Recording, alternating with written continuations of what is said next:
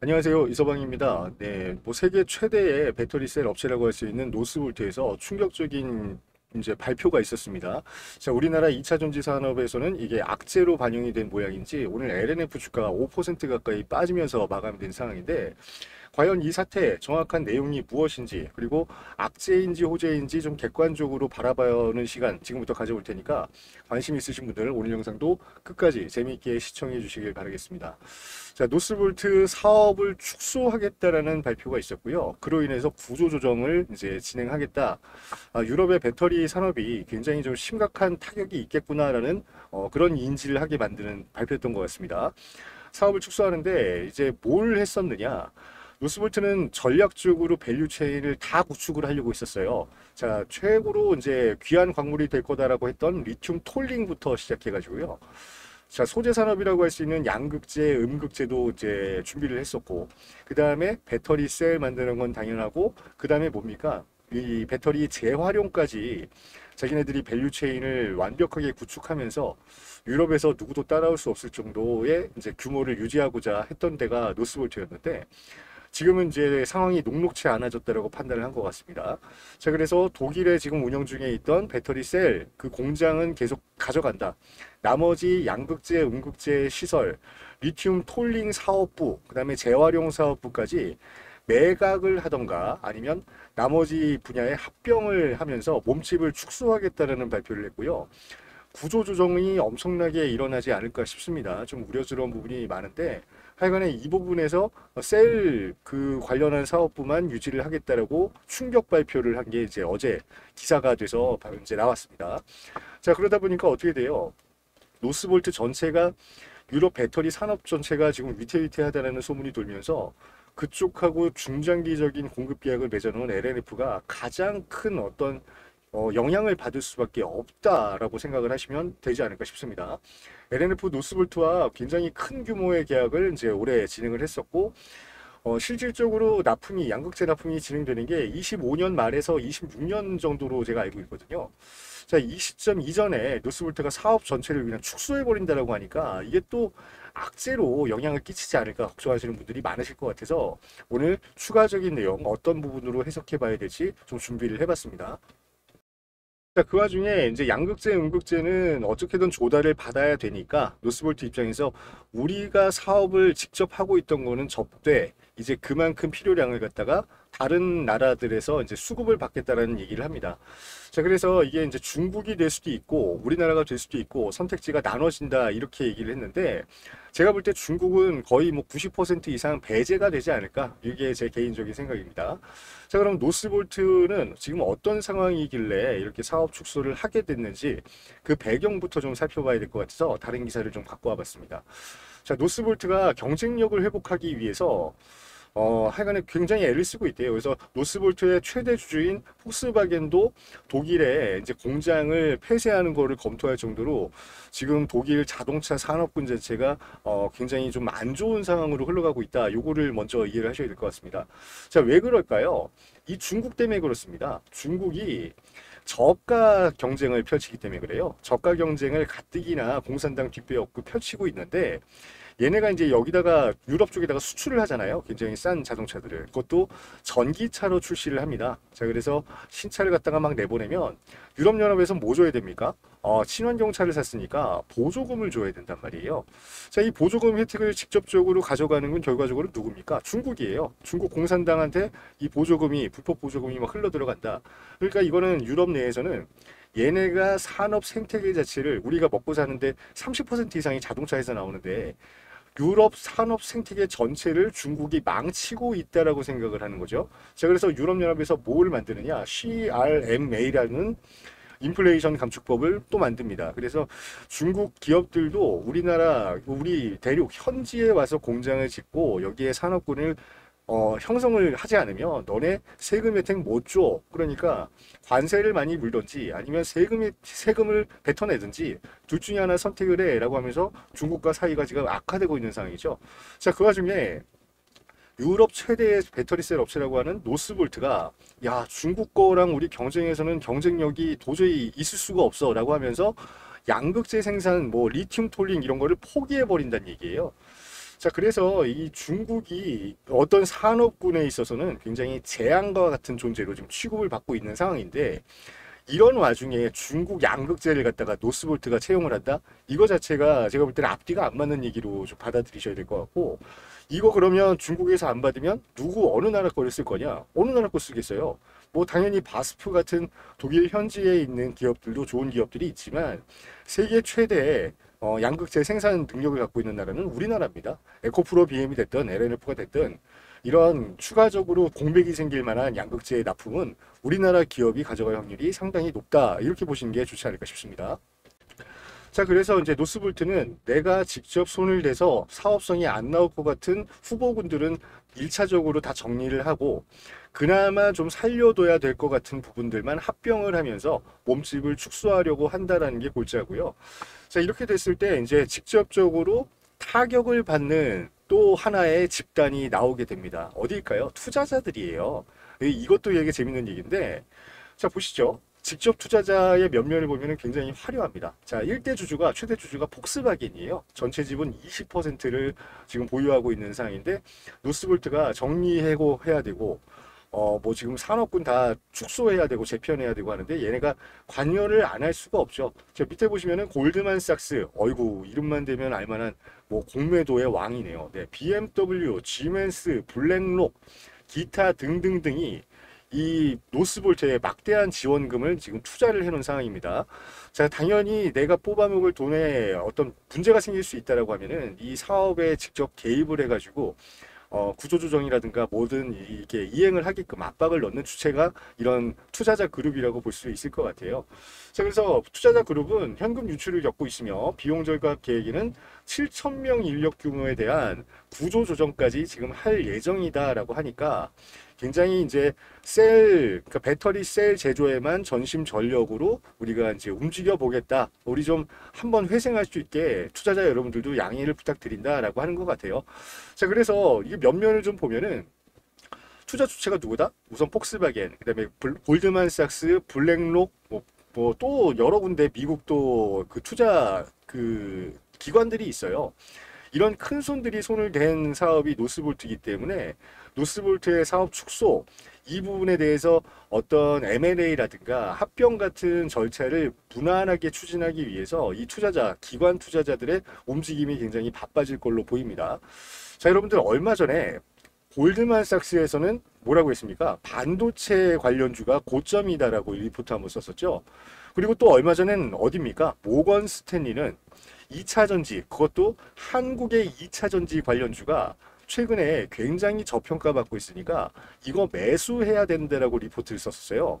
그러니까 굉장히 이게 이례적인 일로 받아들여가지고 시장에 그래도 좋은 이미지로 지금 기록이 남고 있는 상황인데 여러분들 골드만삭스와 이제 모건 스탠리 미국에서 3대 증권사로 꼽히거든요. 자, 얘네가 만약에 노스볼트 같은 큰 사업의 주체, 투자 주체로서 활동을 하고 있다. 근데 지네가 영위하고 있는 사업이 망할 것 같아.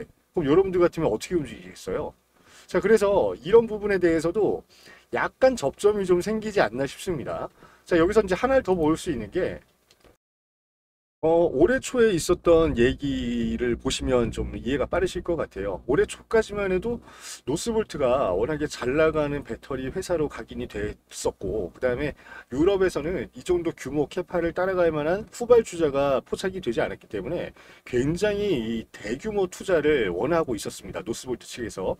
자, 그래서 이제 나스닥 상장 얘기도 나왔고, 물론 이제 스웨덴 쪽이지만 여러 가지 기업 공개를 통해서 막대한 자금을 이제 수요를 받고 고자 한참 성장을 노리고 있던 기업이 노스볼트였단 말이죠.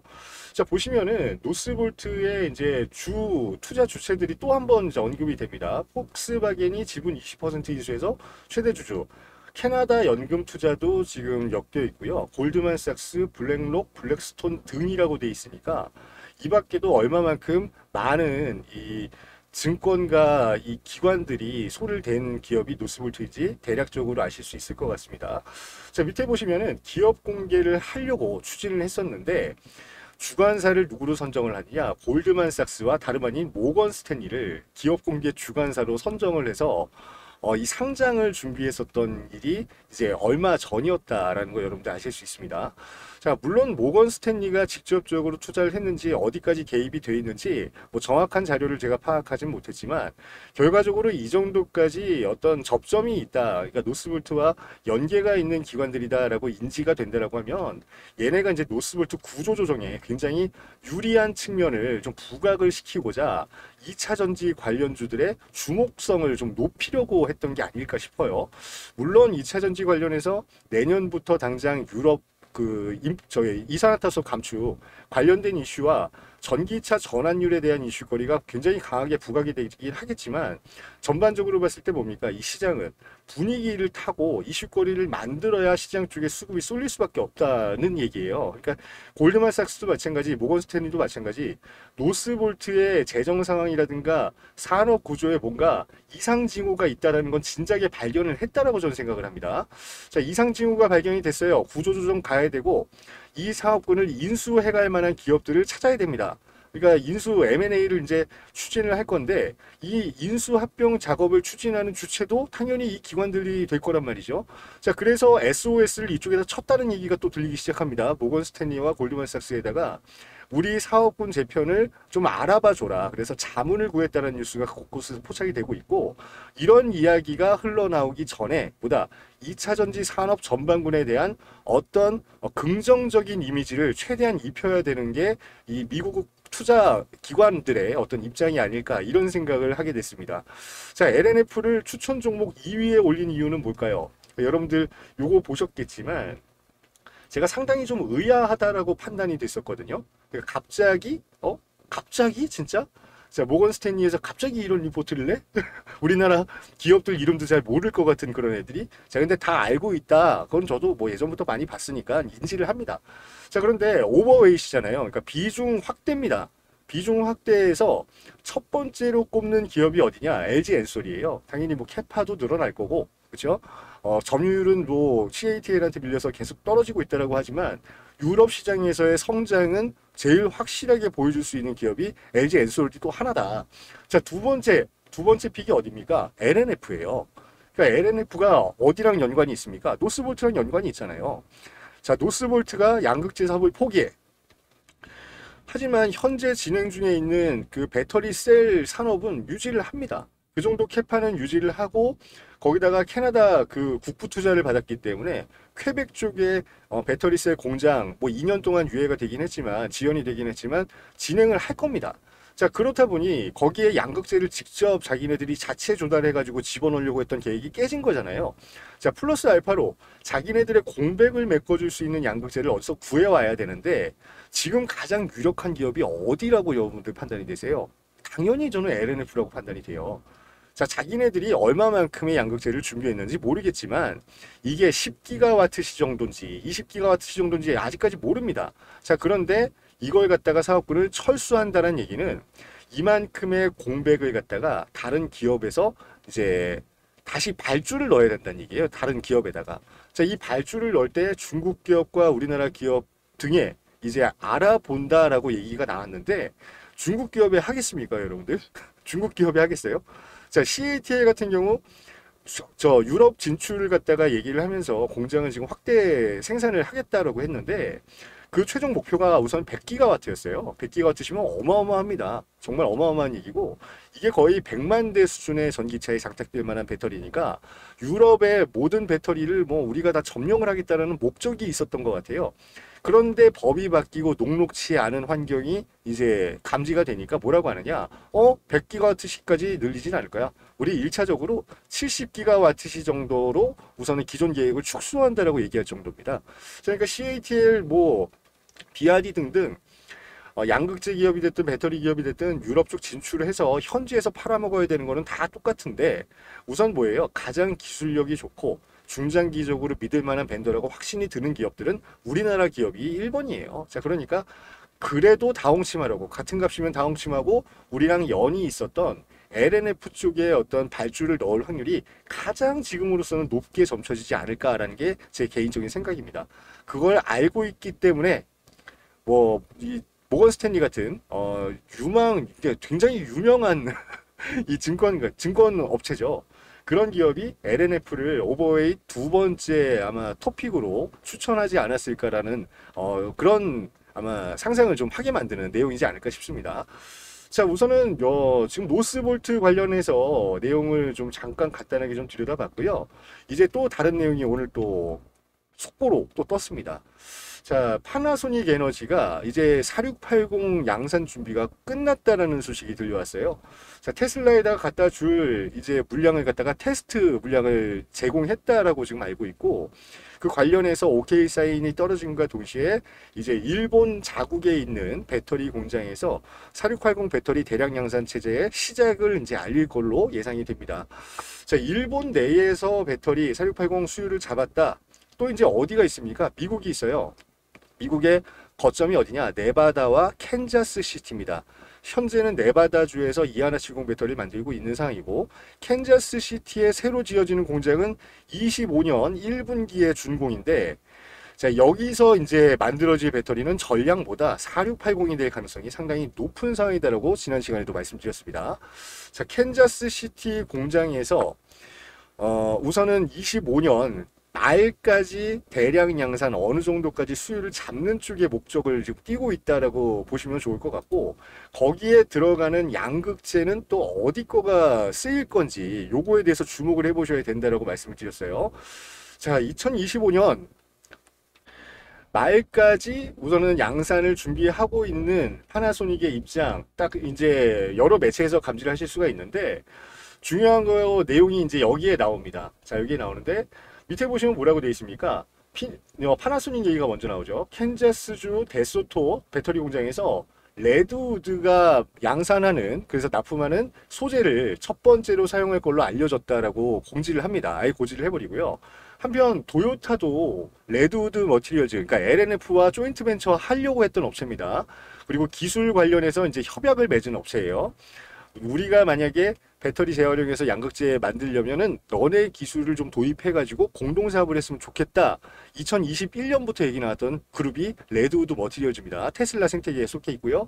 자, 그래서 이 기술이 지금 LNF 기술이라고 저는 이제 생각을 하는데, 이 기술을 이용한 양극재 파나소닉 납품이 지금 25년에 예정돼 있다라고 지금 적혀 있는 겁니다. 자, 토요타도 노스캐롤라이나에서 지금 건설 중에 있는 미국 배터리 공장에서 레드우드 머티리얼즈에서 만드는 양극재를 사용할 걸로 지금 알려져 있는데, 완전 확정된 거는 아니기 때문에 섣불리 유추할 수는 없다라고 기사에서 얘기를 합니다. 자, 두 회사 모두 2025년에, 그러니까 토요타 파나소닉입니다. 배터리 생산을 시작을 할 예정인데, 레드우드 입장에서는 파나소닉이 양극재를 가장 먼저 수령하는 기업이 될 것이다 라고 얘기했다, 이런 얘기가 나오고요. 그 다음에 내년 말부터, 그러니까 늦어도 내년 말까지는 납품이 시작될 예정이다 라고 얘기를 합니다. 자, 우선은 팩트는 이겁니다. 레드우드 머티리얼즈는 지금 토요타, GM, 폭스바겐, 테슬라 등등등, 현대기아도 마찬가지고요. 전 세계에 있는 전기차 생산 모든 업체한테서 폐배터리를 지금 수집을 하고 있습니다. 폐배터리 수집한 이후에 배터리 안에 들어가 있는 핵심 광물들이 있어요. 리튬이 있을 거고, 니켈이 있을 거고, 코발트가 있을 겁니다. 망간도 있을 거고요. 거의 대부분을 전부 다 30% 이상의 비율로 재활용을 하면서, 이 재활용해서 나온 광물을 갖다가 양극재를 다시 만들어서 납품하는 그런 사업 구조를 지금 짜고 있는 상황입니다. 자, 우선은 레드우드 머티리얼즈는 양극재 만드는 기술이 부족하기 때문에 세계 최고의 양극재 업체를 찾아서 기술 협약을 맺으려고 했던 게 LNF가 대상으로 점찍어졌던 거고요. 그걸 어떻게 공증을 받았느냐? 테슬라가 최초의 LNF 양극재를 도입을 할 때부터 이 레드우드 머티리얼즈의 수장인 그 JB 스트라우벨이 테슬라 기술 이사로 있었어요, 배터리. 자, 그렇기 때문에 그 양극재 속사정에 관련해서는 가장 이해관계가 높은 사람이 JB 스트라우벨이라고 생각하시면 됩니다. 지금 레드우드 머티리얼즈의 회장이라고 보시면 돼요. 자, 그러니까 레드우드 머티리얼즈는 우선은 우리가 수집해놓은 폐배터리 최대한 재활용률을 높이는 게 1차 목표가 되는 거고, 이걸 갖다가 양극재를 만들기 위해서 추가적인 공정을 지금 완성 단계에 들어가 있는 건데, 그 내용이 이제 여기에 나오는 겁니다. 테슬라 배터리 재활용 파트너 양극 시설에 대한 업데이트 상황을 공유했다. 이제 수율을 거의 최고치로 잡았다라는 내용이 나왔습니다. 수율을 최고치로 잡았고요. 양극재가 당장은 풀캐파로 돌아갈 정도의 수준은 아니지만 어쨌든 2025년 말까지, 그렇죠? 파나소닉의 초도 납품하기 전까지 최대한 이제 안정적인 수율을 유지하기 위해서 애를 쓰지 않을까라는 게 제 생각입니다. 자, 여기에 들어가는 양극재 기술, 그렇죠? 양극재 기술 4680 배터리에 탑재가 돼야 되고 저렴한 가격으로 대량 생산이 돼야 되고, 자, 이거 뭡니까? 건식 전극이 들어갈 가능성이 상당히 높다는 얘기예요. 자, 이 기술 양극재 누구 걸로 해야 됩니까? LNF 거밖에 없습니다. 지금 현재로는 95% 하이니켈, 단결정 양극재는 현재로서 LNF가 유일하게 만들 수 있기 때문에 이 부분에 대한 기술을 테슬라와 공유하기 위해서는 똑같은 기술로 납품을 하는 방법밖에 없다라고 생각하셔야 돼요. 자, 이걸 갖다가 25년 말부터 뭐다? 이제는 파나소닉의 납품이 시작된다라고 하는 건 굉장히 우리한테 시사하는 바가 크다라고 여러분들 생각하셔야 되고, 이렇기 때문에 아마 최수환 대표가 무슨 얘기했습니까? 해외 나간다고 했잖아요. 네, 요 뉴스죠. 해외 나간다고. 네, 이렇게 두 가지 관점에서 생각해 봤을 때 이 내용이 의미하는 바가 뭔지 대략적으로 좀 감이 잡히지 않을까, 저는 이 생각을 한번 해봤습니다. 자, LNF가 뜬금없이 얘기합니다. 내후년쯤엔, 그럼 언제입니까? 26년이에요. 자, 해외에 직접 양극재 생산 거점을 마련하겠다라고 하고요. 여기서 이제 힌트를 주는 게 어디를 지금 보고 있느냐. 해외 생산 진출 지역으로는 북미겠죠. 북미. 그리고 유럽 지역이 꼽히고 있다라고 합니다. 참 여기 시사하는 바가 맞죠. 이게 이야기를 뭐 꾸며내자고 억지로 이어붙이는 것 같기도 하지만 결과적으로 뭡니까? 유럽 최대의 배터리 생산 기업이라고 할 수 있는 노스볼트와 지금 접점이 이미 마련진 상황에서 얘네가 양극재 사업 접는데요. 자, 그러니까 추가적인 양극재 공급을 어디서 받아야 될지 이 부분에 대한 논의가 지금 진행 중에 있지 않을까, 저는 이렇게 보이고요. 이 양극재를 현지에서 공급을 받아야만 세금 혜택 받을 수 있잖아요. 자, 그러니까 유럽에 현지의 생산 시설을 짓겠다라고 최수환 대표가 얘기한 게 아닐까, 저는 이렇게 조심스러운 추측을 한번 해보겠습니다. 자, 레드우드 머티리얼즈도 마찬가지입니다. 레드우드 머티리얼즈도 현지 생산이 지금 굉장히 크게 잡혀 있는 상황이에요. 그런데 앞서서 보신 기사에 따르면 지금 어느 정도 캐파가 지금 완성이 되어 있느냐? 20기가와트입니다. 연간 20기가와트시. 자, 그런데 이게 결과적으로 뭐다?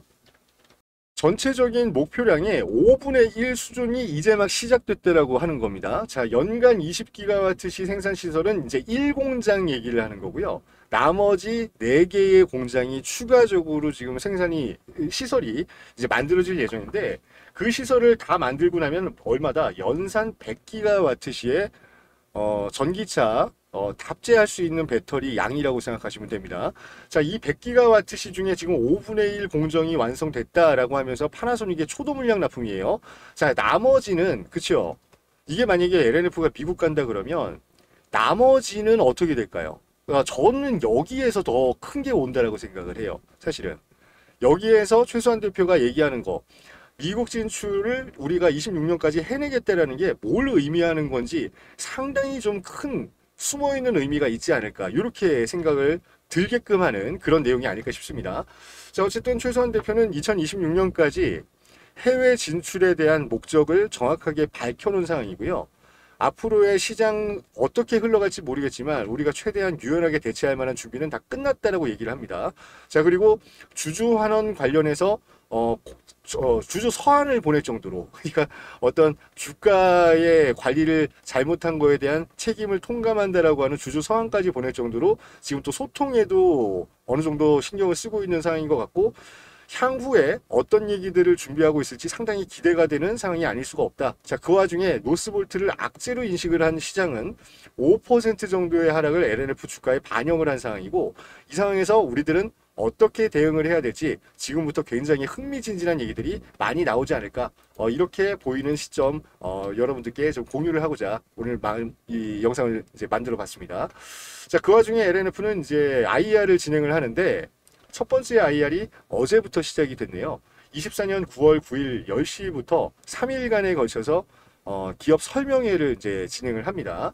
해외 기관 투자자를 대상으로 이제 얘기를 할 거고, 참 의미심장한 얘기들이 많이 나오지 않을까 싶은데, 이거는 뭐 어쨌든 대회비니까 어떤 얘기가 또 암암리에 퍼질지 여러분들 기대를 많이 하시면 좋을 것 같아요.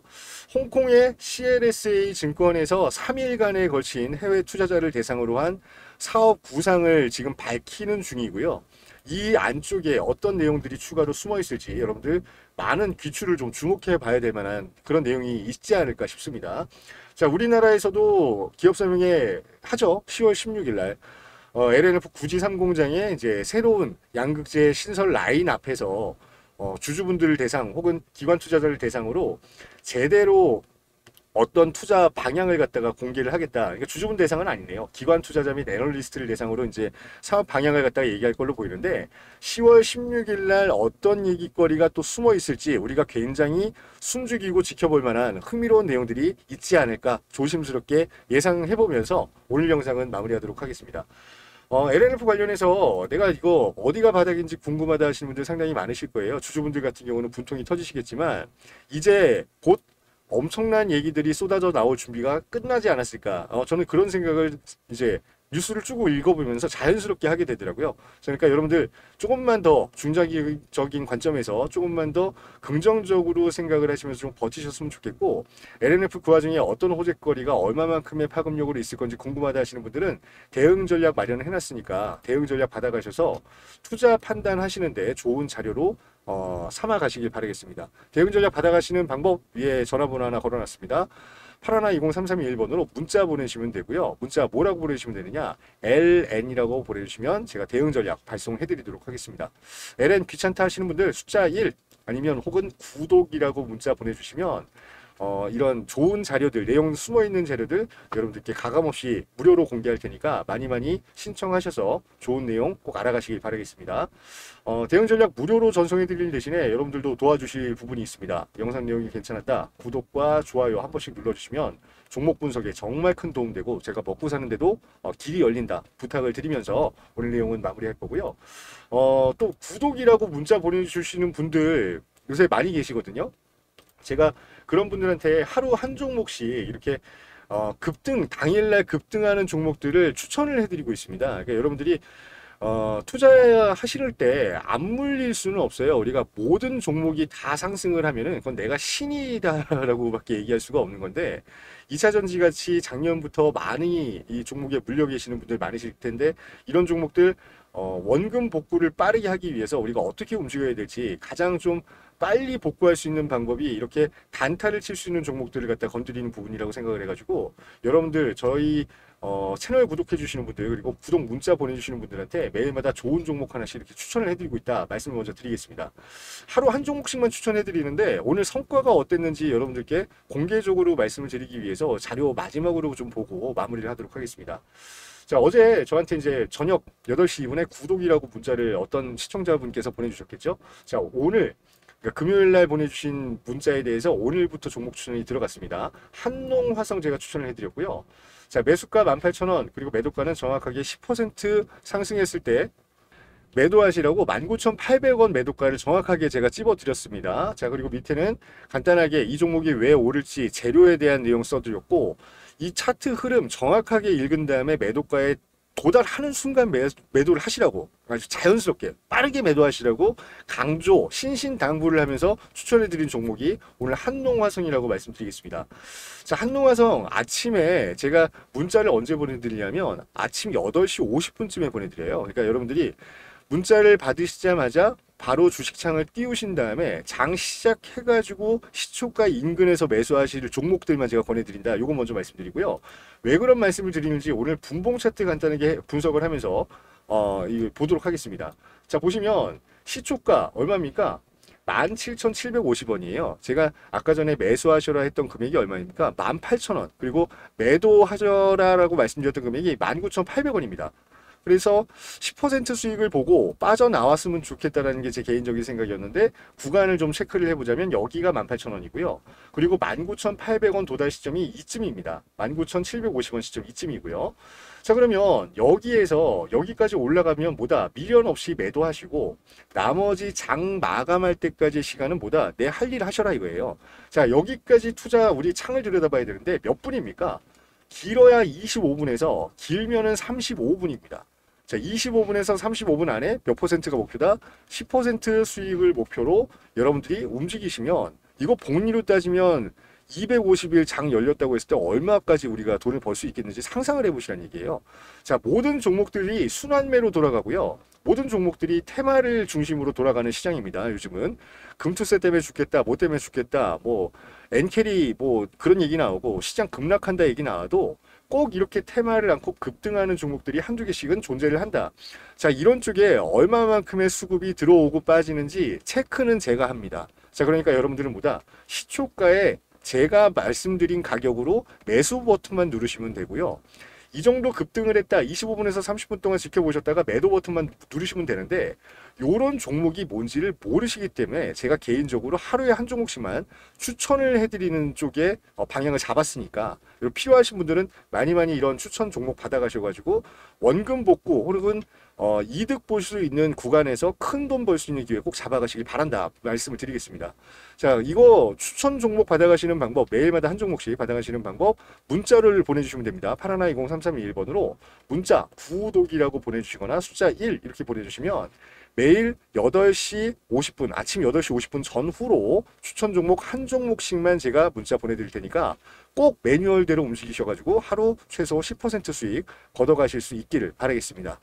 자, 오늘 영상 마무리하겠습니다. 긴 시간 시청해주신 여러분 너무너무 감사하고요. 마음이 급하네요. 네, 다음 시간에 더 좋은 내용으로 인사드리겠습니다. 감사합니다.